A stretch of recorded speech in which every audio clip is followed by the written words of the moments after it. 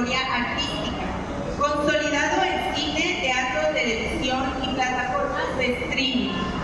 A lo largo de su carrera ha participado en producciones de gran alcance como Finlandia, Que Viva México, Fear the Walking Dead, SOZ, Soldados y Zombies, Benasquarán, Contra las Cuerdas, Malverde, El Santo Patrón, Zorro y La Lotería del Crimen. Además de una sólida formación y experiencia escénica que inició en el teatro desde su egreso de Casa Azul en 2006. Su trabajo lo ha llevado a colaborar en producciones filmadas y distribuidas en diversos mercados internacionales, realizando proyectos en México, Estados Unidos y España, y participando en contenidos para cadenas y plataformas de alcance global como AMS, Netflix, Amazon Prime Video y MediaOne, así como en proyectos de Televisa, TV Azteca y Telemundo. Actualmente es protagonista en la película Versalles 2025, una sátira política dirigida por Andrés Clarion, que tuvo su estreno a nivel mundial en el Tiny Black Nights Film Festival. Estudiantes de teatro y público en general, bienvenidos sean. Recibamos con un fuerte aplauso a Cuautli Jiménez.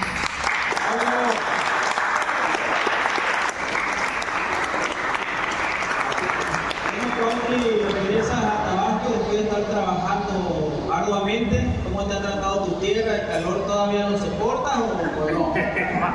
Más o menos, pero ha estado tranquilo el... Bueno, ha estado tranquilo el calor, me ha tratado bien. Ahí vamos. Cuautli, la pregunta que yo creo que te hacen siempre, ¿por qué actuación y no alguna otra carrera? ¿Algo influyó? Cuéntanos un poco. Fíjate que en un momento yo terminé la preparatoria y terminando de estudiar la preparatoria vi algunas películas que me hicieron interesarme en esta carrera sin saber realmente de qué se trataba. Pero recuerdo que esas películas me llevaron primero a querer ser director de cine, estudiar dirección de cine, y luego pensándolo un poco mejor decidí estudiar actuación. Eso fue en el año de 2001 más o menos, 2002. Terminé la prepa. Entré a unos talleres en Ciudad de México de teatro y luego entré a la carrera de actuación en una escuela que se llama Casa Azul, Artes Escénicas Argos, y ahí estudié la carrera durante 3 años. Egresé en el año de 2006, hace exactamente 20 años, por julio de 2006, y empecé a hacer mucho teatro. Mi formación, como la formación de casi todos los actores, es teatral, y después en el año de 2011, 2012 más o menos, ya había tenido participaciones en televisión y en cine, pero pequeñas, y en el año de 2011, 2012 dejo de hacer teatro conscientemente porque yo estaba permanentemente ensayando teatro, haciendo obras en temporada, y de repente para poder entrar al mundo del cine y la televisión, una directora de casting me dijo: tienes que estar disponible porque la televisión es muy demandante, el cine también. Entonces hice una pausa en mis trabajos de teatro, empecé a buscar oportunidades en televisión y en cine. La televisión me empezó a ir bien antes que en el cine. Entonces participé en la primera temporada del Señor de los Cielos, hice una serie que se llama La Querida del Centauro, La Señora Cero, muchas de Telemundo, de estas llamadas narcoseries, ¿no? Que era la fiebre de las narcoseries, creo que hice todas. Estuve en Telemundo en todas esas producciones, y la verdad es que lo que me dio eso fue muchísima experiencia ante la cámara, muchísima oportunidad de saber lo que es entrar a un set a las 7 de la mañana, irte a las 7 de la tarde, hacer 15, 20 escenas al día, trabajar con 2 directores diferentes, correr al camerino a cambiarte de vestuario y regresar para estar listo a la siguiente escena. Y también lo que sucede en la televisión es, tienes un guión y de repente llegas y ese mismo día te dicen: ¿sabes qué? Va a haber estos cambios en la escena, táchale y aprende esto. Y yo ya entré en un momento donde en la televisión se trabajaba sin apuntador, sin el chicharito, que en Televisa es donde se utilizaba más, pero en las series que yo hacía no. Y eso fue varios años. Empecé a hacer a la par también pequeños personajes en cine. Y después, en el año de 2020, por alguna razón, la pandemia para mí marcó un antes y un después en mi carrera, porque en el año de 2020, justamente en enero y febrero de ese año, antes de que nos encerraran a todos por la pandemia, me ofrecen un personaje, un director mexicano que vivía en España, que había hecho varios documentales y que habla sobre las mushes, que es este tercer género del Istmo de Tehuantepec. Me ofrecen hacer este personaje, tenía yo 2 meses solamente para ensayar, desde el que están viendo algunas imágenes, es el póster, y empiezo a preparar el personaje, empieza el rodaje, hago la película, 6 semanas de rodaje, tarda 1 año en salir, estrenamos en el Festival de Guadalajara la película, y de repente en el año 2023, hace 3 años, metemos, bueno, la producción mete la película a concursar en los premios Ariel, que son los premios más importantes de cine en México, de la Academia Mexicana de Cine, y me nominan al Ariel como mejor actor junto a actores que yo admiro mucho. El más joven tenía 50 y pico años, yo en ese año tenía 30 y tantos, entonces fue como un honor muy bonito estar nominado frente a muchos actores que yo ya había visto sus trayectorias desde que era estudiante. Ese año ganó el Ariel Daniel Jiménez Cacho por Bardo, de Alejandro González Iñárritu. Y esa película, Finlandia, la verdad es que me abrió muchas puertas. Una película que, hay que decirlo, la agencia que me representaba en ese momento me dijo, no la hagas, porque la producción es muy chiquita, te van a pagar bien poquito, pero de repente en esta carrera también hay que tomar decisiones que te dan otras cosas, ¿no? Y yo en ese momento no había tenido la oportunidad de interpretar un papel protagónico en mi carrera, entonces esta película sí fue para mí una gran oportunidad. Ahora está disponible en la plataforma de Prime Video, mucha gente la ha visto ahí, y esta película me abrió después la oportunidad también de trabajar con un director que yo admiro mucho, como es Luis Estrada, el director de La Ley de Herodes, del Infierno, e hicimos esta película que se llama Que Viva México, que también están las imágenes por ahí, la escena de la foto, si se acordarán, que fue muy comentada, y pues me dio la oportunidad de trabajar también con gente que yo admiro mucho, Joaquín Cosío, Damián Alcázar, Ana Martín, Alfonso Herrera, Ana de la Reguera, un elenco estelar. De ahí recuerdo mucho, por ejemplo, la lectura de guión. Cuando tú entras a una película, normalmente antes de entrar ya a filmar, hay una mesa que normalmente es como una herradura, a cada actor se le entrega el libreto y todo el equipo creativo está ahí. La gente que hace el vestuario, el maquillaje, los efectos, los sets. Y entonces recuerdo estar yo sentado del lado derecho de la mesa, en la mesa encabezada Luis Estrada, Damián Alcázar, Joaquín Cosío. Y entonces digamos que al ver también toda esa mesa dije qué padre que ya puedo estar yo con estos actores compartiendo en esta película, con un director que yo admiro mucho, que me gusta su manera de plantear los temas, su sentido del humor. Y es otra película que también me abrió más puertas en la carrera, pero todo fue después de pandemia. Y bueno, a partir de ahí las participaciones en cine se han hecho cada vez más importantes. Y en televisión también he seguido afortunadamente trabajando, en Televisa, en Azteca. Y bueno, ese ha sido un poco el camino. Ahorita entraremos más a detalle en otros proyectos, ¿no? Pero así ha sido un poco el camino hasta el día de hoy. Oye, y retomando un poquito esto que estás comentando de la película de Finlandia, ¿tomó algún reto para ti hacer este personaje? ¿Cómo lo preparaste? A ver, cuéntanos un poco. Sí, por supuesto. Mira, yo como te dije, yo entré al Señor de los Cielos en el año 2011-12, que fue la primera temporada de esa serie. Esa serie la producía Telemundo, que en ese momento estaba asociada con Argos Televisión de Pigmen Ibarra. Argos era la productora dueña de la escuela en la que yo estudié, entonces había como cierta cercanía con las producciones que ellos hacían. En El Señor de los Cielos yo interpreté un personaje que se llama Parra, era un policía, estaba yo rapado en ese momento, y es un personaje que es un policía infiltrado por el crimen organizado, entonces pues es un tipo rudo, que usa armas. Al final el personaje de la policía, que ahorita no sé cómo se llama, lo mata. Y ese personaje me abrió la puerta a muchos otros personajes muy similares, ¿no? En La Querida del Centauro, en La Doña, ¿Cuál otra hizo ese corte? Señor Acero. Y entonces todos eran personajes rudos, narcotraficantes o policías. Yo mido 1.80, soy grandote, soy alto. Y de repente, cuando me ofrecen Finlandia, yo entiendo que el personaje tiene que ser muy distinto, ¿no? Para empezar, un director de casting normalmente no se hubiera acercado a alguien como yo para ofrecerle el personaje. Hubieran escogido un actor delgadito, chaparrito, y entonces yo sabía que tenía que hacer un trabajo muy de forma, como lo llamamos en la actuación, para acercarme a ese personaje. Entonces hice un trabajo físico de suavizar mi expresión física, mi corporalidad, las manos. Preparé una voz específica que era muy suave para hablar como ese personaje, más todo el trabajo emocional, que es un personaje que viene de mucha violencia desde que es niño, mucha violencia ejercida por el padre, golpes. Y después trabajé con el director 2 semanas antes de comenzar en el rodaje escenas muy específicas y puntos emocionales del personaje muy específicos. Eso fue por una parte, y creo que la televisión, lo otro que me dio fue que yo debo admitir que cuando empecé a hacer trabajos en televisión me imponía la cámara. De repente es un poco difícil, o sea, imagínense que por ejemplo tú y yo vamos a hacer una escena ahorita y a cámara lo que la gente va a ver es a 2 personas dialogando, pero alrededor de nosotros hay por lo menos 18 personas. Hay 3 maquillistas, hay gente que está poniendo las luces, los 2 operadores de cámara, los 2 foquistas que están haciendo que tú te veas a cuadro perfectamente bien, el director de cámaras, el que está operando el audio, es un montón de gente. El trabajo del actor requiere mucho, sobre todo, del dominio de la mente y de la concentración.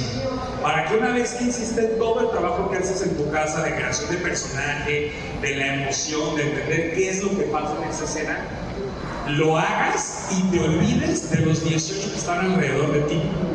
A mí esa experiencia para llegar en el cine y poder hacer en Finlandia un personaje con la complejidad del que me tocó, ya tenía algo ganado que me le dio la televisión, que fue olvidarme de que la cámara existe un poco, olvidarme y dejar de preocuparme de que la cámara está ahí y olvidarme de si me voy a ver bien, si no, olvidarte de eso, ¿no? Entonces eso me lo dio la televisión, pero el cine me puso otros retos que la televisión antes no me había dado. Entonces ese personaje fue para mí un crecimiento importante. Había una chica muy genial que estaba ahí en el proyecto, le pregunté al director, dame el contacto de esta chica, necesito hablar con ella, entrevistarla, conocer su familia, su entorno, entrevistarlos ellos también. Me fui a Juchitán, estuve un fin de semana ahí, la conocí a ella, a otras chicas, estuve ahí preguntando en mi pueblo. Afortunadamente ahorita en internet hay todo, me puse a ver reportajes, documentales, notas periodísticas, y esa fue mi manera de prepararme. Y todo lo demás, cuando llegas al set, es ese trabajo que ya hiciste, olvidarlo un poco, entre comillas. No lo olvidas, porque ya lo platicaste con el director, ya lo platicaste con los actores, ya hiciste tus ejercicios, pero un poco es entrar en relajación para que lo que el director te pide en ese momento lo tienes que hacer. Esa película, por ejemplo, empieza con una escena en la que el otro actor está atrás de mí cantándome, y el director, antes de hacer esa toma, se acercó y me dijo: quiero que en esta escena, todo lo que platicamos que vive el personaje, todo lo que le duele, se vea en esa escena. Entonces tú solamente vas a estar de perfil frente a la máquina de coser y quiero que estés llorando. Ahí es la catarsis del personaje, solo estás llorando. Mientras la cámara comienza en ti muy cerrado y la cámara se va a ir alejando en un dolly. Un dolly es cuando ponen como un riel con un carrito, montan la cámara ahí y con eso hacen el movimiento. Esa escena no estaba planteada así en el guión, pero con el trabajo que ya había hecho antes, le entendí al director, la hicimos como 5 o 6 veces y quedó, y es la escena con la que la película abre con los créditos iniciales. Pero te digo, eso me lo permitió decir, yo ya sé trabajar en la cámara, las narcoseries me dieron eso, ahora lo que el cine me está dando es la oportunidad de preparar personajes más complejos y más profundos y más diferentes a mí, más retadores, y pues, abrió como otra puerta más. No, y de hecho, bueno, quienes no la han visto, véanla por favor, está en Prime. Quienes ya lo vieron, bueno, me van a entender, pero la verdad es que hiciste un excelente papel. Esto que estás mencionando ahorita,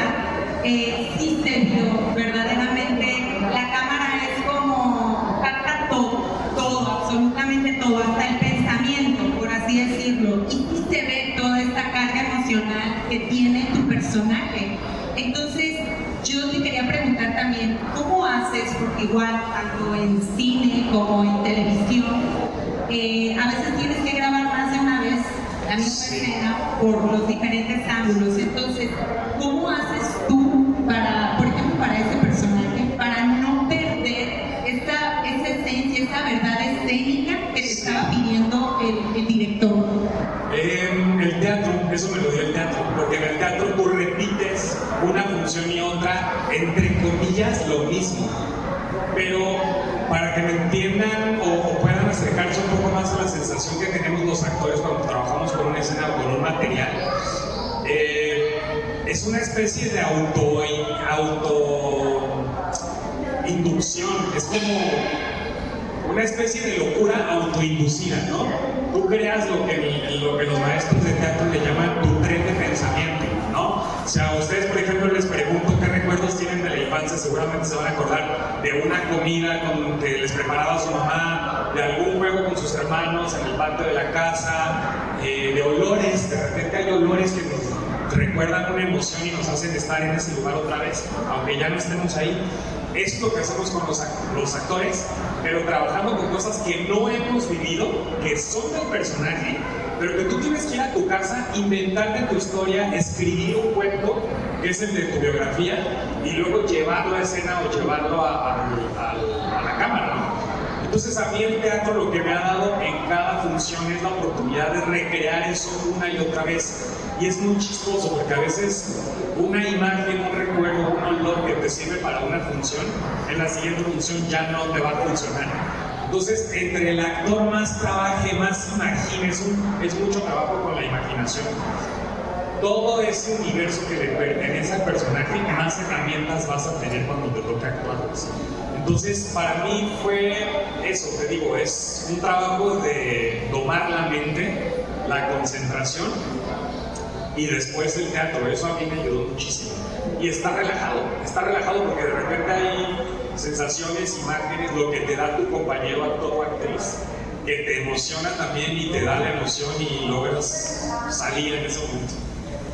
Ahorita les cuento una anécdota que me acaba de pasar en la serie que acabo de terminar con TV Azteca, que ahí como que se me cruzaron los cables. En cine, por ejemplo, tú haces 2 escenas al día, entonces hay mucho detalle.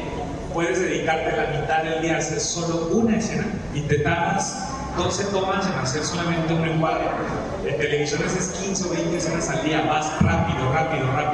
Yo tengo un recuerdo haciendo una telenovela que se llamó ¿Te acuerdas de mí? En Televisa, producción de Carmen Armendáriz, donde el director, que es un gran director, Francisco Franco, nos traía en friega, pero yo recuerdo estar subiendo las escaleras del departamento donde estábamos filmando, poniéndome los zapatos, o sea, sin terminar de ponerme los zapatos mientras subía las escaleras, porque antes del corte teníamos que acabar 3 escenas más, ¿no? O sea, vas en chinga.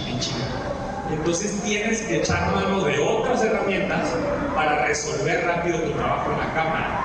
Es otra cosa. Entonces, por ejemplo, en esa serie me tocó, estábamos haciendo 4 escenas, es una serie donde ya se habla un poco de la salud mental, y se me cruzaron los cables. Estábamos filmando en una calle y hagan de cuenta que iba yo caminando y es un tipo que te empieza a tener una serie de alucinaciones. Corrimos el ensayo solamente una vez, yo tenía que estar en un estado emocional muy alterado, y en ese momento realmente teníamos un negocio al lado, pero que era una estética, y entonces llega el chavo de la estética con 2 personas más, se meten en medio de las cámaras, digo, es un negocio, pero ¿qué les voy a decir? Es su chamba. Abren la cortina, ponen la música, no abren la cortina, abren la puerta del negocio, ponen la música a todo volumen y yo estoy con, ¿estás listo? 5, 4, 3, 2, la cámara aquí enfrente, yo tratando de generar la emoción de mi personaje con la presión de que en la vida real esta gente con la música no me está dejando concentrar. Se me cruzan los cables, les juro que nunca me pasa. Y mi impulso es que en ese momento la frustración que sentía mi personaje a la acción de la cámara, volteo y le doy una patada a la cortina metálica del negocio. Pero lo bueno es que ese golpe que le di a la cortina metálica me hizo conectar con una emoción, que entonces la escena se destrabó y salió y funcionó y fluyó. No lo vuelvo a hacer porque digamos que rompí un poco ahí la división entre persona y personaje, pero al ritmo de la televisión que trabajas, tú tienes que resolver y tienes que hacer lo que tengas que hacer en ese momento para, por supuesto, no agredir ni lastimar a alguien más, pero darle una patada a una pared también es un momento necesario para la emoción. Pero bueno, es que también estabas con la adrenalina y obviamente a veces así pasa, que luego en cine, bueno, pasa más en cine, me he enterado de que luego de repente los actores tienen que improvisar. Y en cine, o sea, un segundo perdido es mucho dinero perdido también, entonces eso muchos directores de cine sí como que agradecen un poco que luego los actores sepan improvisar. Sí. También en Finlandia, por ejemplo, hay escenas donde el director hace 2 tomas de acuerdo a lo que viene el guión y luego me dijo, se acerca a ti, te dice al oído, improvisa. Y no le dice al otro actor, y entonces el otro actor tiene que estar relajado para contestarte lógicamente y luego ahí salen las mejores escenas. En el cine, en todos lados, internacional, mexicano, en todo. Sí, de hecho sí. Yo quiero decir que te robaron el Ariel porque la verdad tu actuación es la mejor de todas. Pero bueno, así pasa. Juan, tú eres tabasqueño. Sí. A mí me ha tocado estar en alguna conversatorios de internet o talleres y cuando a veces me toca decir las personas que hemos logrado que puedan estar acá en Cárdenas, digo, no, en algún momento logró venir Juan y todo, porque es tabasqueño, y en algún momento me he dicho, es de Tabasco, de verdad. Bueno, tu acento no es tan tabasqueño, pero yo creo que no te ha afectado, pero ¿hay alguna ventaja o desventaja ser de provincia, como se decía antes? ¿Cómo tú lo puedes explotar? Porque tú sabes que hay talento por todos lados, pero tabasqueños que estén sonando ahorita, tú eres que está quizás a un nivel más alto, internacional. Cuéntanos un poquito sobre eso. Pues mira, yo siempre digo que soy tabasqueño, pero la realidad también es que en la escuela de teatro a mí me hicieron trabajar el acento, porque los maestros normalmente te dicen, tú tienes que tener un acento neutro para poder interpretar cualquier personaje, un personaje del norte, un personaje del centro. Si es tabasqueño, pues echas mano del acento que ya te sale. Pero yo sí hice un trabajo en la escuela de neutralización de acento porque te lo piden en la escuela, ¿no? Hay otros tabasqueños que la están rompiendo también, que están haciendo cosas muy interesantes, aparte de los que ya conocemos como Marta y Gareda, obviamente. Paulina Gaitán, la protagonista de la serie de Las Muertas de Luis Estrada, también es tabasqueña. Entonces somos muchos, hay una comunidad grande que andamos ahí trabajando. Y bueno, León López, que dijiste, ¿no? Fabián León López, 2 veces nominado al Ariel, es cardenense, no solamente tabasqueño, él es de Cárdenas, es un chavo muy joven. En el año 2023 que yo estuve nominado, él también estuvo nominado por Mejor Cortometraje, el segundo año que está nominado, y pues es un chavo que se preparó en la Escuela Nacional de Arte Cinematográfico, antes CUEC, que si no mal recuerdo del CUEC salió Alfonso Cuarón también. O sea, en México tenemos muy buenas escuelas y muy buena preparación. El CCC, que es el Centro de Capacitación Cinematográfica, y el CUEC, ahora ENAC, son 2 de las escuelas, de las mejores escuelas de cine del mundo, y están en México. Una depende de la UNAM y la otra pues es independiente de alguna manera, pero tiene auspicio del gobierno y son de las mejores escuelas de cine que hay en el mundo y son gratuitas. Y eso también quería preguntarte, ya que sacas un tema. Por supuesto que la actuación no se limita al cine, ¿no? También la televisión, el streaming, el teatro. Desde tu experiencia, ¿cuáles escuelas nos preparan, no mejor, sino nos dan mucho más capacidad para enfrentar el teatro? Si quiero hacer cine, ¿debo de empezar por teatro o me voy directo a cine? ¿Cuál sería alguna opinión tuya, contando que tú estuviste en Casa Azul, pero bueno, a lo mejor el teatro es el que acabas de decir te dio la base para muchas otras cuestiones? Yo creo que el teatro, mira, en la televisión los que mandan son los anunciantes y es un poco el mercado. En el cine es el reino del director y de la imagen. El actor pasa a un segundo plano. En el teatro la materia prima del espectáculo es el actor. Entonces creo que no hay ningún otro medio que reflexione más acerca del arte de la actuación como el teatro. No hay ninguno que te exija más ensayos, más pruebas, más profundidad que el teatro. Claro, Cuando vas a hacer una película o una serie de televisión, enfrentarte a la cámara tiene que ver con otra cosa totalmente diferente. Es como, híjole, no sé, ¿qué te podría decir? Como caminar y nadar. Son disciplinas totalmente distintas, usas partes del cuerpo distintas. De alguna manera es mover tu cuerpo, pero funciona con reglas diferentes. Pero creo que el actor que está formado en teatro, lo único que tiene que hacer, y digo entre comillas lo único porque tiene su complejidad, es acostumbrarse a que la cámara, como tú bien decías, es un microscopio. La cámara va a captar algo y va a ver lo que te va a ver el poro, va a ver lo que piensas. Por eso cuando un actor incluso de la tele pasa al cine, el director siempre te va a decir más chiquito tu gesto. Porque el tamaño de la pantalla de cine es del tamaño de esta pared. Es altísima. Entonces, si tú haces esto en teatro, a lo mejor en la butaca 80 allá atrás se va a ver muy bien o apenas se va a ver. Si lo haces en la tele se va a notar. Si lo haces en el cine y tu cara se ve del tamaño de esta pared, va a ser muy exagerado el gesto.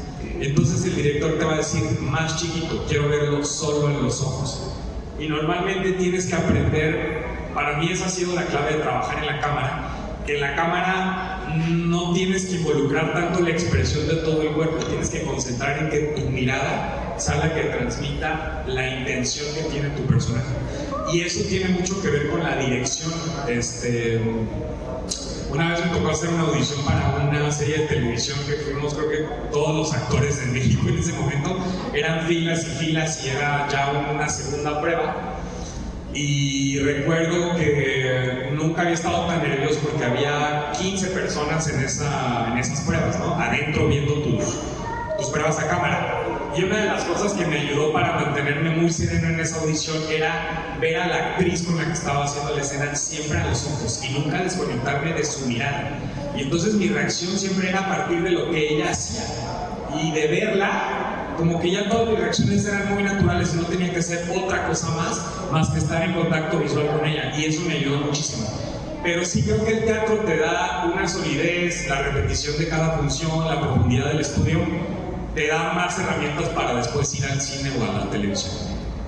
Sí, de hecho eso que mencionas es muy importante, yo igual se lo he dicho siempre a mis alumnos, o sea, cine es más contenido, sí. Teatro es más expresivo, por así decirlo, y como bien dices, o sea, las cosas que a veces en teatro puedan hacer, en cine no se ve bien. Otra cosa que por ahí yo había escuchado y quiero que tú lo corrobores, es que a veces se dice que los actores de teatro pueden hacer cine, pero que a veces es un poco difícil que los de cine, o sea, los que empiezan haciendo cine y nunca hacen teatro, o los que empiezan en televisión y nunca han hecho teatro, que puedan hacer teatro verdaderamente bien, y más si hablamos de comedia, claro está.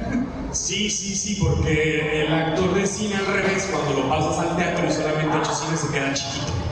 No dices, no, pues ese no me está dando nada en el escenario, no le creo, porque pues, no le está pasando nada, ¿no? Y luego también hay una cosa que a los actores de cine y de televisión sí repetimos, pero no tanto como en el teatro. El actor del audiovisual a veces se aburre haciendo teatro, porque dice, ay, pues estoy haciendo lo mismo cada función. Es que no es lo mismo, es que tienes que generar todos los días cosas nuevas para que tu personaje esté vivo en escena siempre, y ese es el reto. Sí, claro, eso es lo que yo igual muchas veces también, retomando lo de mis alumnos, siempre les comento, o sea, no hagan de menos el teatro. Igual hay gente que a veces pasa aquí en Cárdenas o aquí en Tabasco que dicen, es que yo quiero hacer cine. Y generalmente la mayoría de los actores empezamos en teatro porque queremos hacer cine. Pero luego pasa que hay algunos que le hacen el feo al teatro y dicen, ay no, pero teatro no, porque lo mío es cine. Y yo les digo, si ustedes supieran que las bases para el cine empiezan en el teatro y que como dices tú, el teatro les da muchas herramientas que más adelante puedan utilizar para el cine. Retomando un poquito esta parte de la actuación, ¿qué técnica de actuación implementas tú o tienes tu propia técnica? Porque a veces hay algunos actores que dicen, no, yo tengo mi propia técnica, y hay otros que hablan de, no, yo utilizo eso para entrar en personaje, y bla, bla, bla. Cuéntanos un poquito de eso. Pues yo diría que yo utilizo un poco de todo. Hay cosas que no te puedes saltar y que siempre tienes que hacer como actor. Leer el texto, saberte la escena, hacer un análisis de qué va, qué es lo que está diciendo tu personaje. Ahorita, por ejemplo, estoy haciendo una obra de teatro, estoy ensayándola. En la primera escena mi personaje pregunta mucho, ¿y qué va a pasar conmigo? Eso te da mucha información del personaje. Hay ansiedad, hay preocupación, cómo se relaciona con el otro personaje. En la segunda escena dice 7 veces perdóname. Tiene culpa, está inseguro, tiene un estatus menor a la persona con la que está hablando. Y esa es una cosa muy sencilla, ¿no? Entonces, lo primero que tienes que hacer es leer el texto, entender de qué va, hablar con tu director, escribir una biografía de tu personaje, imaginar qué le pasó antes, entender cuál es el conflicto central de tu personaje en la obra que estás haciendo, en la escena que estás haciendo. Se está divorciando, está enfrentando la muerte de su padre, tiene una enfermedad terminal que le acaban de diagnosticar, rompió con el novio. ¿Qué le pasa a tu personaje? Y a partir de eso tú empiezas a construir todo lo demás alrededor. Pero hay personajes que te exigen cosas distintas. En Finlandia, por ejemplo, yo nunca me había enfrentado a un personaje que me pidiera preparar una manera de hablar, una manera de moverme diferente a la mía, hasta ese personaje. En Que Viva México, por ejemplo, aunque era un personaje trans parecido al de Finlandia, era otro tono, era una comedia. Entonces tenía yo que entender que en Finlandia mi personaje estaba sufriendo todo el tiempo. En Que Viva México era una descarada, o sea, era una provocadora que le encantaba fregar a la familia y ser el tema de conversación. Entonces son universos diferentes. En Lotería del Crimen, la serie policíaca que hago en Televisión Azteca, mi personaje Marco Mora es un tipo muy cerebral, muy inteligente, que se viste de lentes y todo, pero que socialmente es muy torpe, ¿no? Entonces son maneras muy diferentes de preparar los personajes. No diría que tengo una técnica específica, cada personaje te va a pedir cosas diferentes. Cuautli, mencionaste anteriormente que uno de los papeles que más hacías era de narcotraficante o ese tipo de cuestiones. Por supuesto, sabemos que has hecho personajes que ya te han dado nominaciones. Hiciste recientemente un personaje de una de las series o de las películas más importantes, como Zorro. Ya hay como 30 versiones. A ti te tocaste hacer una nueva. ¿Hay algún personaje o algún tipo de película que estás esperando que llegue o ya lo hiciste y dime si lo disfrutaste o no? Cuéntanos un poco de eso. Mira, conectando con otra pregunta anterior que hiciste, que si tenía yo limitaciones por ser tabasqueño en la actuación, no por ser tabasqueño, pero sí el medio en México y en el mundo tiene ciertas limitaciones. O sea, por ejemplo, si eres moreno, normalmente los personajes protagónicos van a ser negros. Eso es una realidad. Es una cosa que se ha ido cambiando poco a poco y que hay directores que luchan contra eso. Pero el mercado siempre se impone. Gobernamos la televisión mexicana y tú dime quiénes son los protagonistas de la... A mí, por ejemplo, me pasó una cosa muy fuerte después de hacer todas estas narcoseries. En el 2021, Francisco Franco me invita a hacer un casting en Televisa. Yo cuando termino la escuela de teatro, empiezo a hacer mucho teatro mucho tiempo y me resistí mucho tiempo a buscar oportunidades en Televisa. Porque mi idea, Televisa no iba a ser una empresa que me iba a dar trabajo fácilmente, porque mi idea es, claro, ahí solo los güeritos, los argentinos, no sé qué. Pero la realidad es que también, cuando me decidí a ir, fui a Televisa, toqué varias puertas de producciones, y a la semana me habló un director de reparto y me dijo, Arturo Guizar, y me dijo, oye, te ofrezco 5 capítulos en esta telenovela como un policía investigador, no sé qué, vas a viajar a Sonora, a acabar en la playa y lo demás lo vamos a hacer aquí en los foros de Televisa. Y yo dije, órale, va. Y dije, mira, qué rápido. Me hablaron por Televisa a trabajar. Había hecho papeles pequeños, estuve en la serie de Joan Sebastián, que hizo Carla Estrada también, siendo el personaje de un periodista. Pero eran personajes pequeños. Y en Telemundo siempre era el narco, el matón, el policía infiltrado, el malo, no sé qué. Y en el año 2021, Francisco Franco me dice, oye, vente a hacer un casting, quiero que Carmen Armendariz, es la productora, te conozca para que te metamos en el elenco. Voy, hago el casting, le gusta a Carmen. Yo había trabajado con Francisco en una telenovela que se llamaba El Hotel de los Secretos. Y Francisco me ofrece el personaje que se llama Gonzalo no hago el apellido, pero era un fiscal. O sea, ya era un fiscal, ya era de traje, no sé qué. Y entonces en ese momento caigo en cuenta que yo hasta ese momento en televisión no había hecho ningún personaje que tuviera carrera profesional. O O sea, ¿por qué no me habían ofrecido un personaje que fuera un profesionista? Y en ese momento es cuando me cae el 20 y digo, qué padre que Francisco Franco me ofrezca este personaje y tenga la visión de ver que yo puedo interpretar cualquier personaje, ¿no? Entonces me invita, hago esa telenovela donde tuve el placer de trabajar con Elena Rojo, que era mi suegra en ese momento, que fue padrísimo, fue de los últimos trabajos que Elena Rojo tuvo en televisión y una actriz que yo desde niño vi en las telenovelas. Y además una señora encantadora, guapísima, súper profesional hasta el último momento. Entonces esa novela también tuvo muchos regalitos. Yo te diría que ese es uno de las limitaciones. Ahora, yo como hombre tengo también una gran ventaja, porque la carrera de los hombres en la actuación siempre es más larga que la de las mujeres. La televisión es un medio muy difícil y muy discriminatorio con las mujeres. Por ejemplo, en Hollywood hay un estudio que tiene marcado así: los actores hombres alcanzamos el pico de nuestra carrera a los 46 años. Es cuando llegan los mejores personajes, en los 40, incluso en los 50. Las mujeres a los 36. Y de ahí empiezan a ofrecerles cada vez menos personajes. Entonces, es un medio que sigue teniendo muchos problemas y mucha discriminación, pero hay que sortearlos, porque también todo en la vida tiene obstáculos, ¿no? O sea, no te puedes parar por los que te vayas encontrando en el camino. Ahorita que mencionan esas cuestiones que limitan un poco, yo he seguido tu carrera un poquito más de hace tiempo y veo que tú de pronto compartes en tus redes sobre apoyar a ciertos gremios, sobre algunos cuestionamientos de la sociedad. Soy muy político. Y yo te preguntaría, ¿qué tan político tiene que ser uno en el medio en el que tú estás? Si eso afecta, te cierra puertas, o cómo lograr que la gente entienda que se hace una crítica constructiva, porque a veces sabemos bien que los gobiernos tienen sus detalles y las cuestiones artísticas hoy en día creo que están teniendo por ahí algunas limitaciones. Bastante. ¿Cómo lograr, por ejemplo, tú eres un artista que por supuesto si pides que algún gobierno te atienda, a lo mejor te dan la posibilidad, pero lo que no, ¿cómo lograr que entiendan que al final es un beneficio para la sociedad y que se lo queda a la comunidad?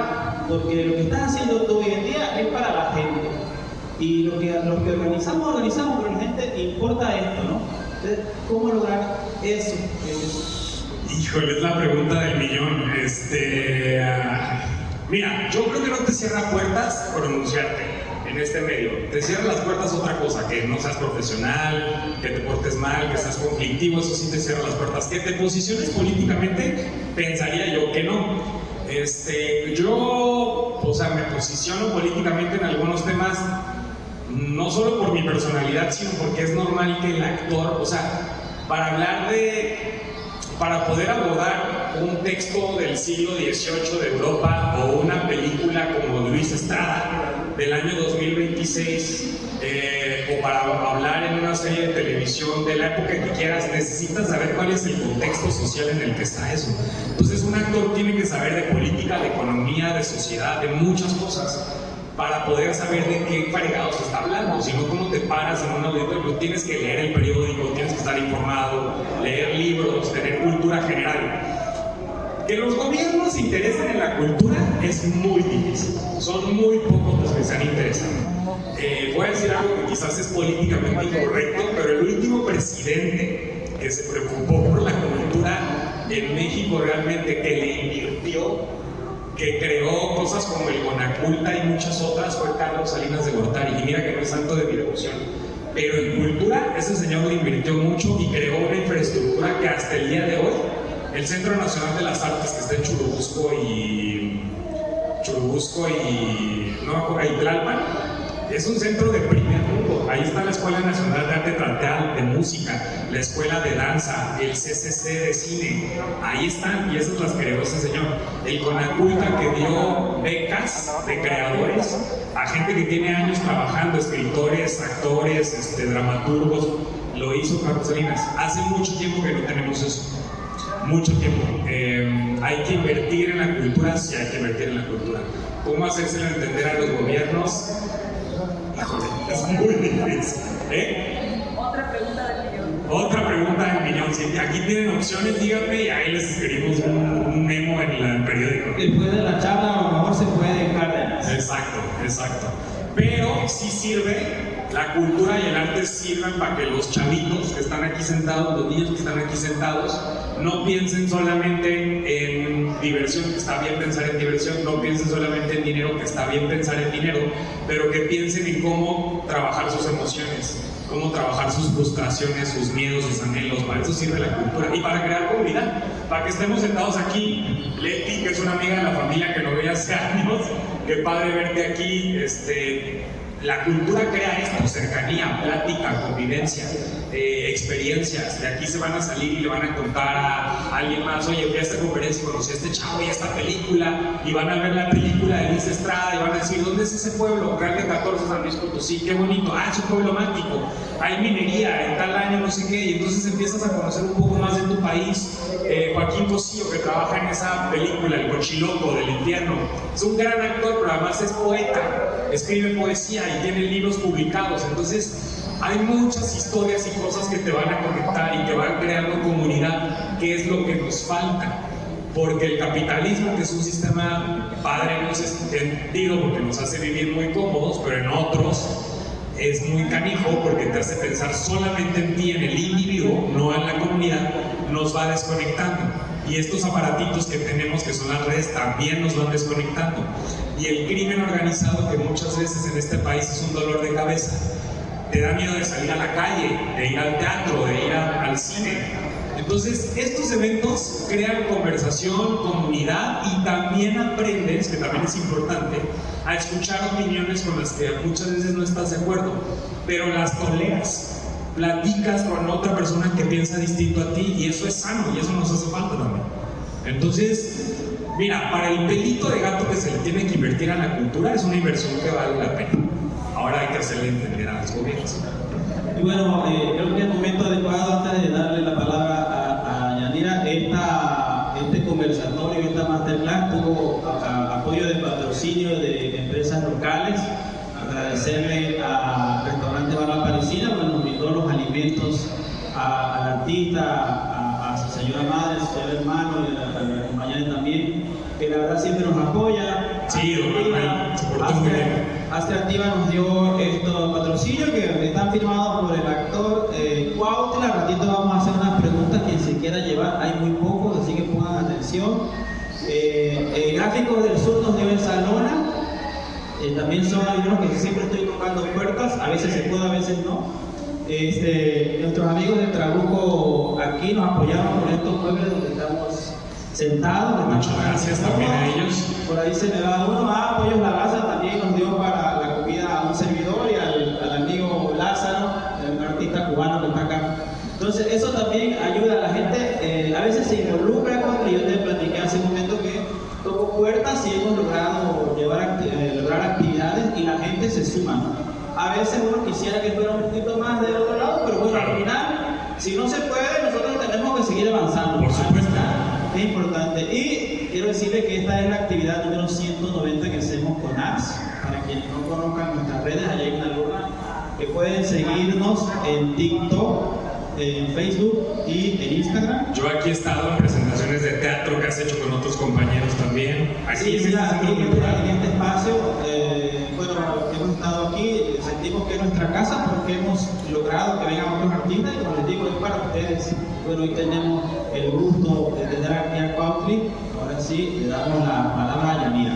Y también, si tienen preguntas, adelante, me encantaría contestar sus preguntas. Claro, claro. Bueno, retomando un poquito esta parte de la importancia de hacer comunidad, ¿qué recomendación le darías a alguien? Porque a veces en este medio nos topamos luego actores que están o que quieren empezar a incursionar en este medio, pero no saben cómo relacionarse. Hay algunos, porque he escuchado que dicen, es que a mí me gustaría hacer cine, pero no sé para dónde ir.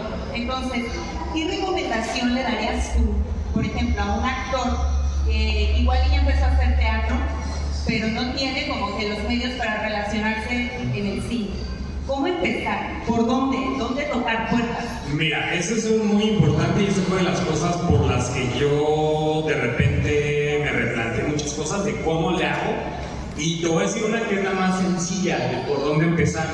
Cuando ustedes ven una película o cuando ustedes ven una telenovela o una serie de televisión, salen los créditos. Y al final de los créditos, o en algún punto de los créditos, va a decir jefe de casting, encargado de casting, director de casting. Donde diga casting, tienen que fijarse qué nombre dice.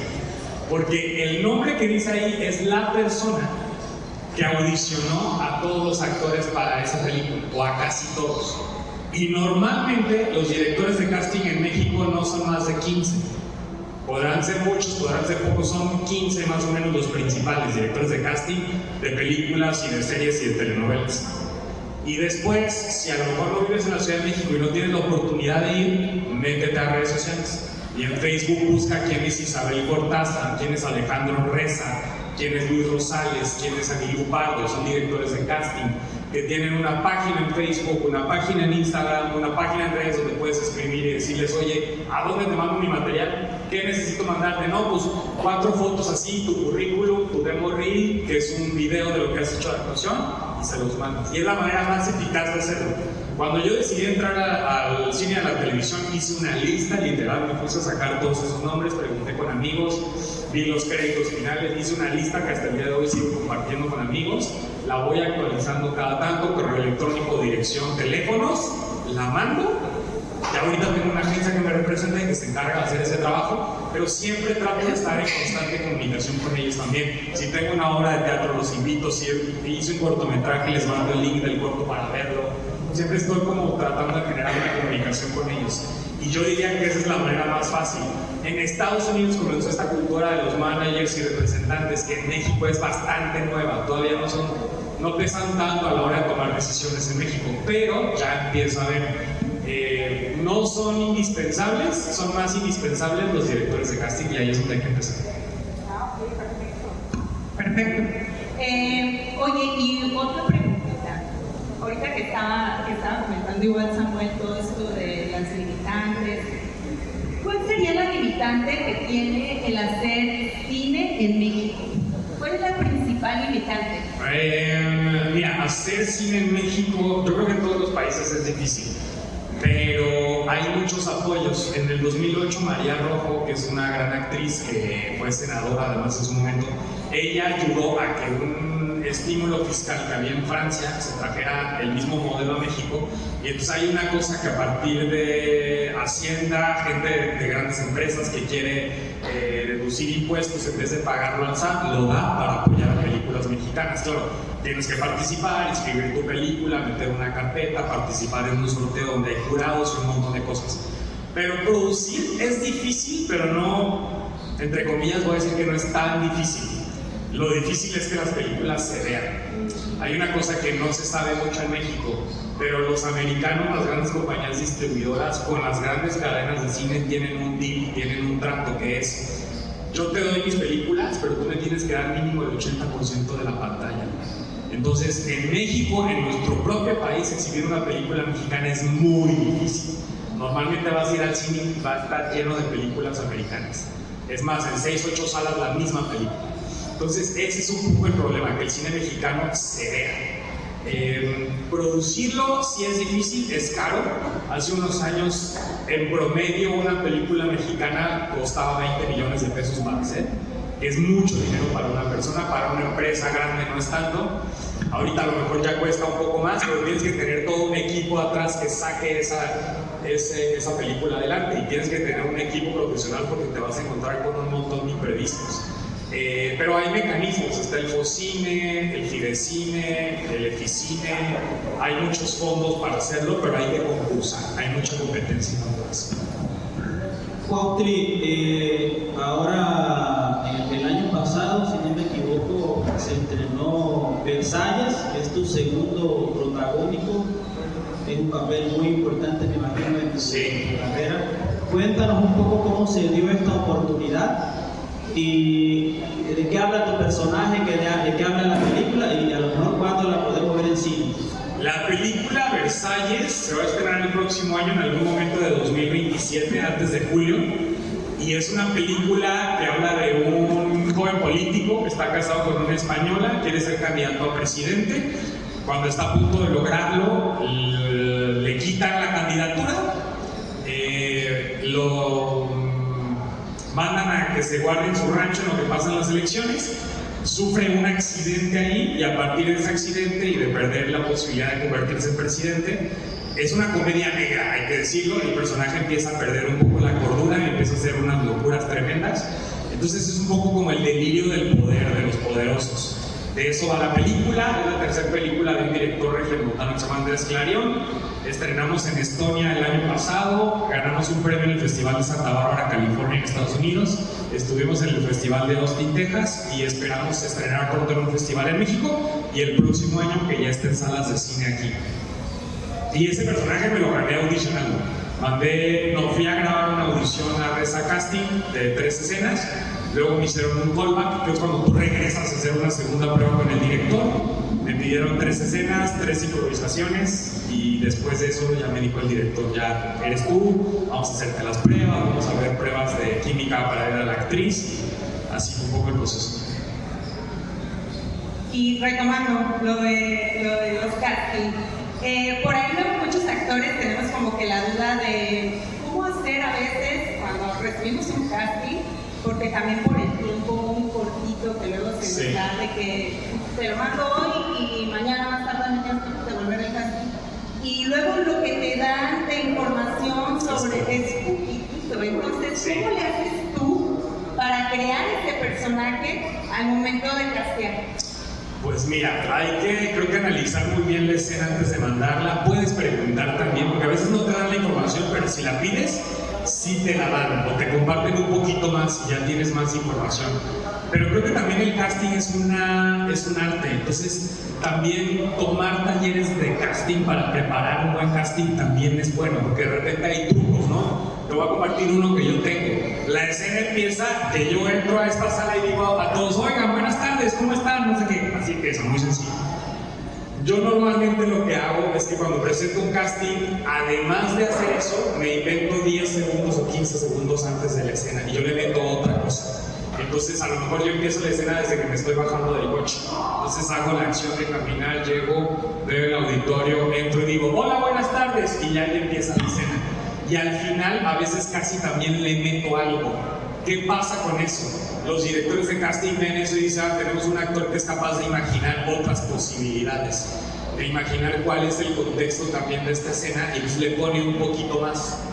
Y entonces ese a mí es un truquito que me sirve. O por ejemplo, tienes que ver a la cámara, si estás interactuando con 3 personajes, con el que más habla lo ubicas aquí, a los otros los vas a ubicar a los perfiles. No sé, hay muchos trucos y muchas cosas muy técnicas que hacen que un casting sea mejor.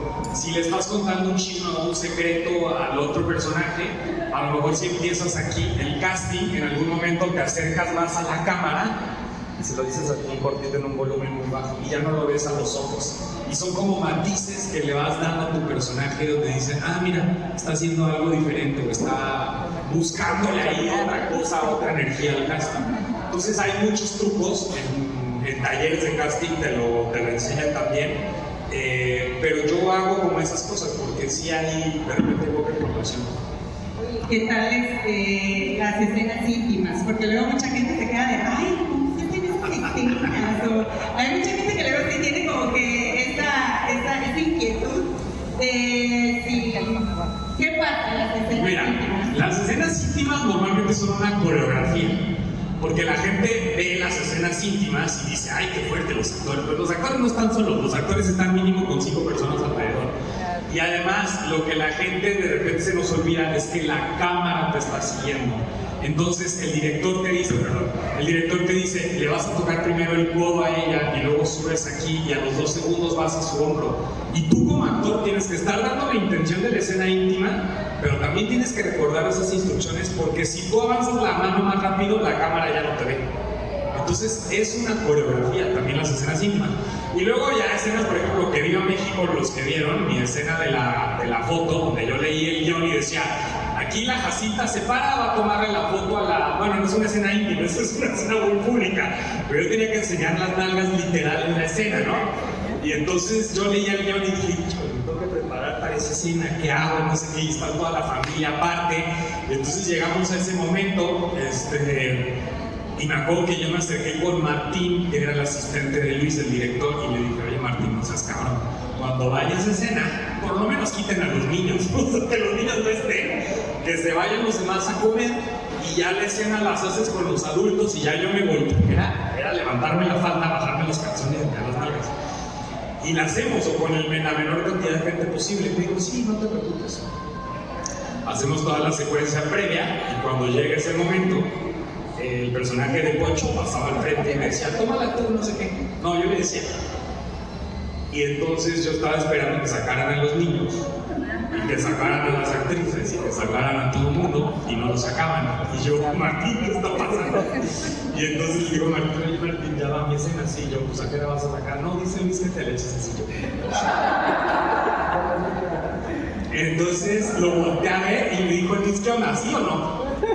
Y yo dije, tengo de dos, o no lo hago. Y entonces aquí no se acabó mi carrera con Luis Estrada, o lo hago y sale la escena.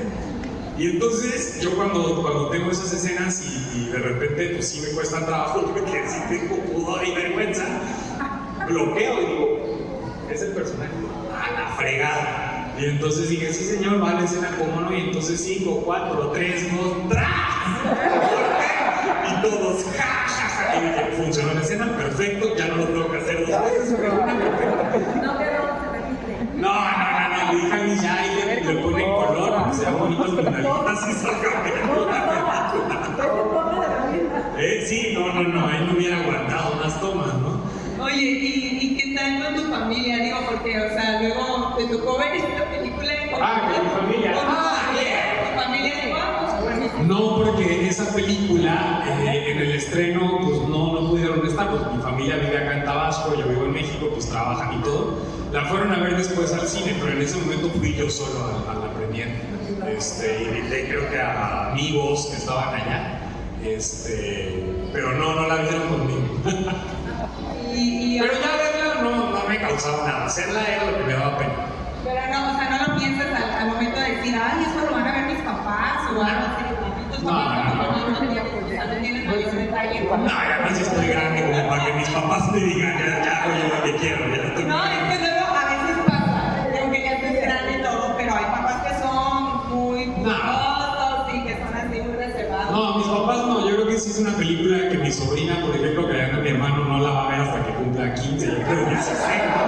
Me preguntaba un amigo, ¿y tu sobrina ya ve tus películas? Le dije, no, porque unas son temática LGBT, pues más grande, otras son muy de adultos, otras son de terror, o sea, todas son clasificación de adultos, ya cuando esté más grande la niña verá las películas. A ver si pronto me invitan a hacer un infantil, oye, ¿no? Para que lo pueda ver mi sobrina. Pero sí, las escenas íntimas normalmente son coreografías.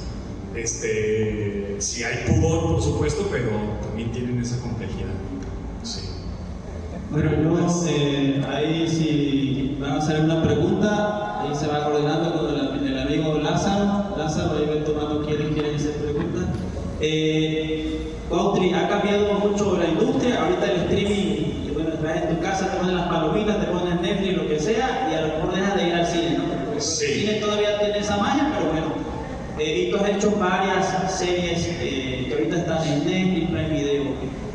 Tú que vienes de una generación que a lo mejor te tocó ese cambio, no sé cómo sea para ti, ¿qué estrategias utilizaste para ese gran cambio? Porque verse en una pantalla grande, como dices tú, es muy bueno, pero hay películas que ya ni siquiera salen. Para ustedes, ¿cómo es y cómo has sabido sobrellevarlo? Porque tú te mantienes tanto en la pantalla grande como en la pantalla chica, están por todos lados, pero supongo que en algún momento te enfrentaste a ese cambio. Sí, mira, yo soy de la generación donde todavía no había redes sociales ni plataformas de streaming.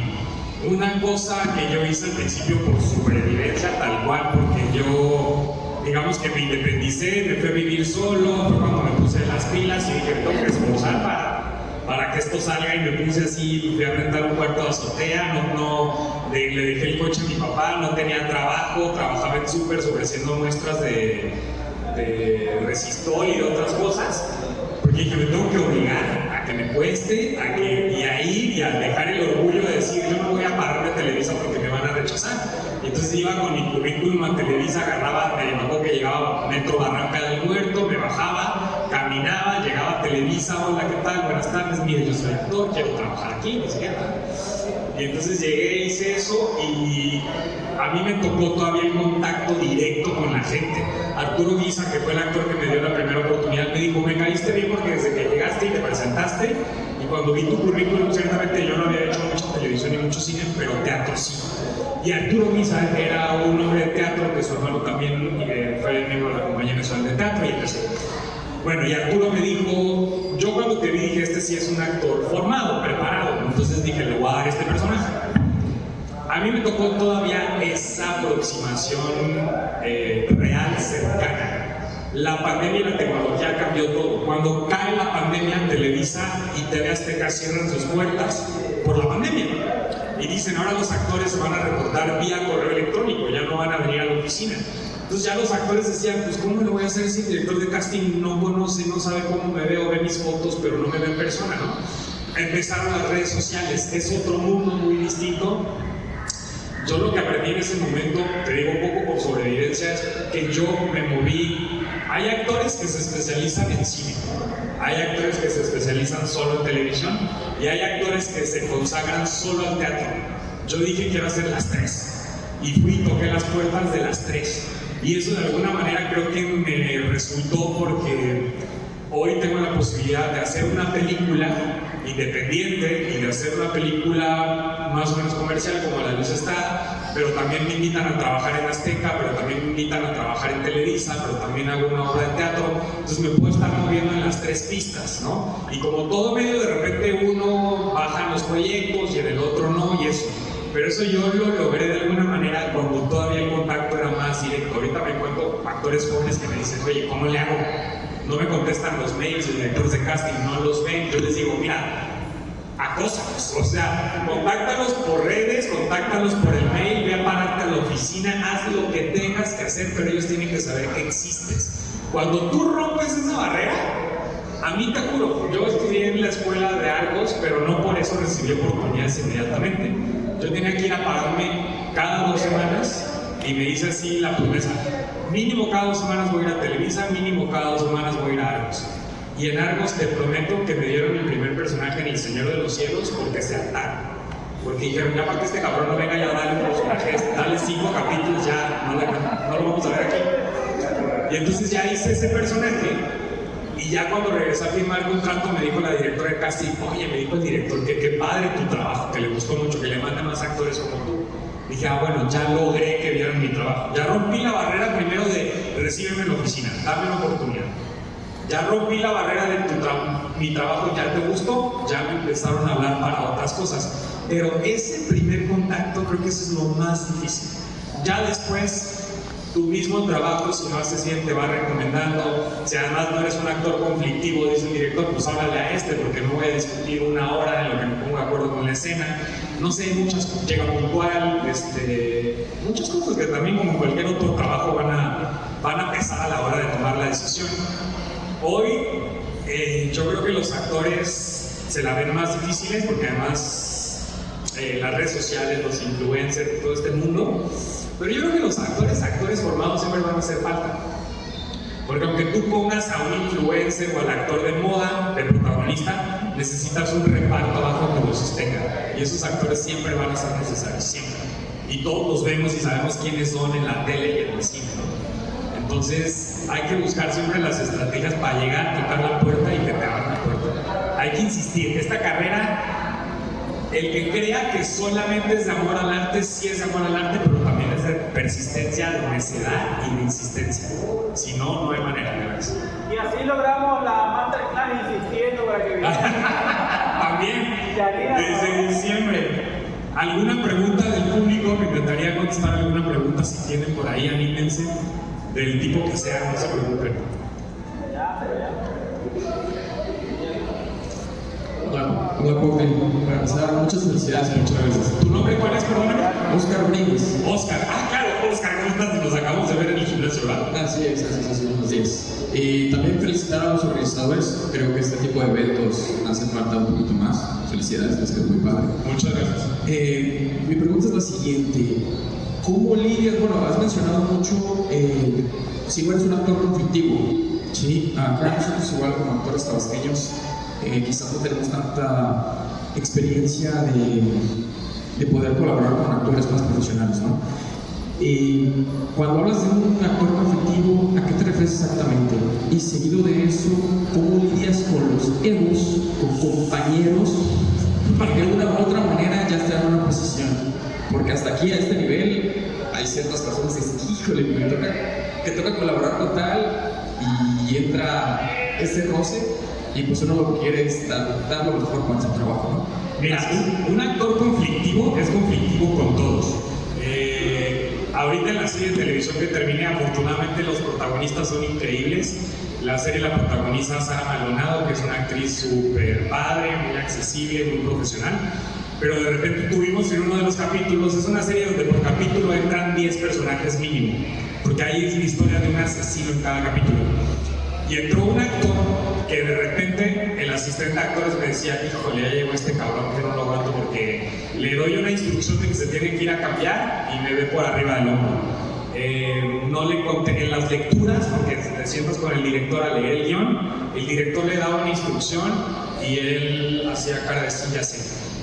Llega al set y no saluda a los otros compañeros, solo saluda a los protagonistas, ¿no? Esos a mí particularmente no los soporto. Los que te tratan de acuerdo a qué número tienes en el reparto, ¿no? Ese es un actor conflictivo. Llega tarde, no saluda al equipo, se porta grosero, no contesta, siente que le está haciendo un favor a los demás en ir al trabajo. Ese es un actor conflictivo. Y luego hay estrellas conflictivas, ¿no? Que no voy a decir nombres, pero por ejemplo, actrices que tienen parada una producción 3 horas porque no están conformes con el vestuario que tienen y hasta que no terminen tienen a un equipo de 80 personas parado y haciéndole perder dinero a la televisora, pero la televisora aguantan a veces algunas. Son las menos, debo de decirte. He tenido experiencias con gente, por ejemplo, la telenovela que hice en Televisa la protagonizaba Gabriel Soto, el tipo más profesional del mundo, estudiado, llegaba con sus escenas aprendidas, trataba a todo el mundo muy bien, muy decente, pero de repente te encuentras con personas que no trabajan así, ¿no? Entonces ese es un actor conflictivo. ¿Cómo lidias con los egos? Yo creo que como actor, la mayor parte de las veces no tienes que aguantarte esas cosas, no tienes que lidiar con eso. Simplemente te das la media vuelta y te vas. Y le dices al asistente de actores, cuando la compañera o el compañero esté listo para pasar la escena, o cuando termine de discutir con el director, o cuando termine de quejarse de su vestuario, me avisan, yo aquí estoy al lado esperando en mi silla de descanso. No tienes que aguantarte esas cosas. Normalmente, malamente es el director o el coordinador quien tiene que aguantarse esos malos humores, ¿no? Ya, si el compañero o la compañera se mete contigo, tiene una actitud grosera contigo, también hay canales para no enfrentarlo directamente, ¿no? El director, el asistente, la delegada de la ANDA o el delegado de la ANDA. Pero sí, tratar con egos es muy común en esta carrera, es muy difícil y hay que ser muy paciente. ¿Alguien más? Creo que la señora tiene una pregunta. Usted tiene una pregunta, ¿no? Bien, aquí el joven era.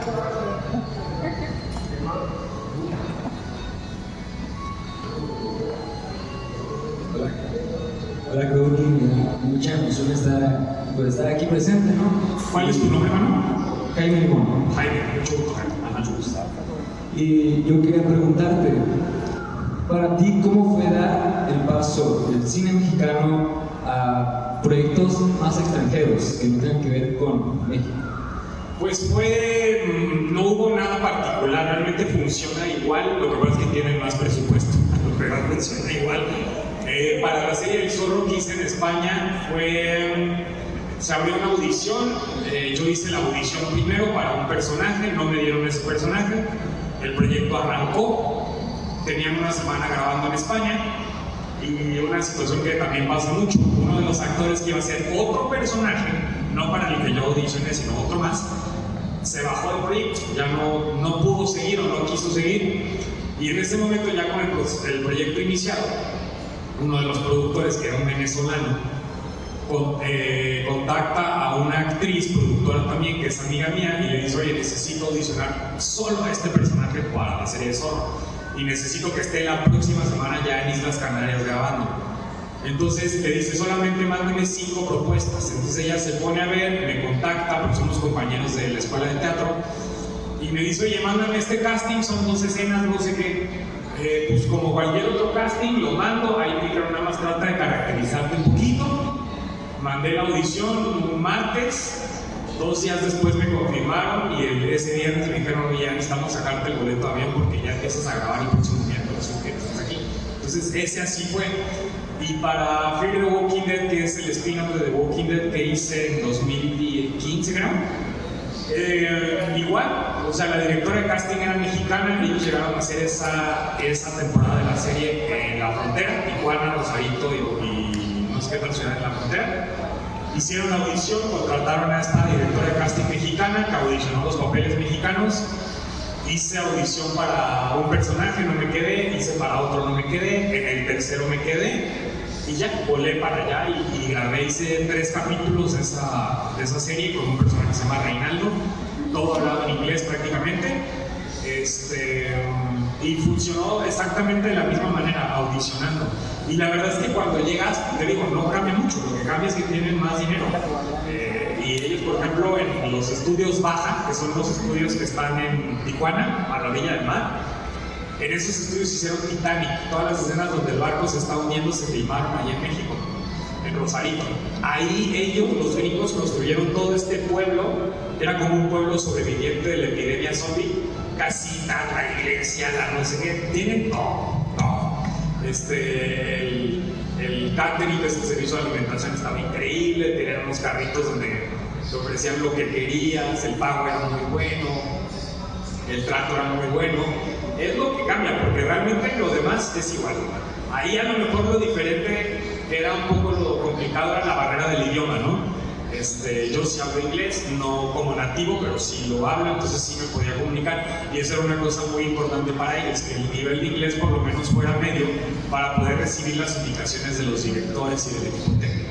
Pero se trabaja de verdad igual, en ese sentido no nos apantallemos, funciona bajo las mismas reglas y luego te encuentras gente más sencilla aquí.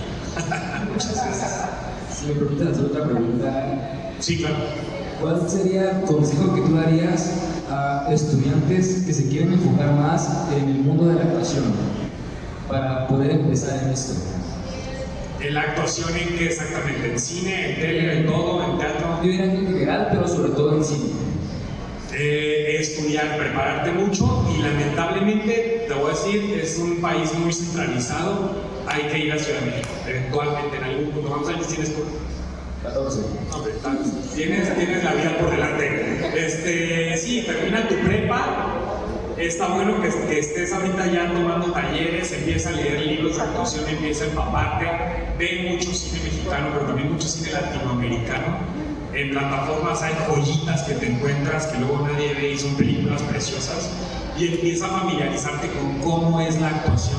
Échate pláticas en YouTube que están gratuitas de esos actores y empieza, estás a muy buena edad. Yo me fui aquí a los 17, entré a la carrera a los 18, egresé a los 21. Me puse realmente las pilas para perseguir el cine y la televisión a los 26, 27 años. O sea, ya grande, o sea, tienes un montón por delante. Entonces, ten paciencia, prepárate mucho, empieza a familiarizarte con ese mundo, pero sí eventualmente te tienes que ir a la Ciudad de México. Y hay maneras, o sea, hay maneras. Siempre hay modo. Con poco presupuesto, haciendo sacrificios, pero siempre hay maneras. La Escuela Nacional de Arte Teatral y el CUT son escuelas gratuitas, no te cuestan ni un peso, son del Estado, son de las mejores. Es un proceso de selección arduo, hay gente que entra hasta el tercer examen, el tercer año en el que aplican, pero son buenas escuelas. Muchas gracias.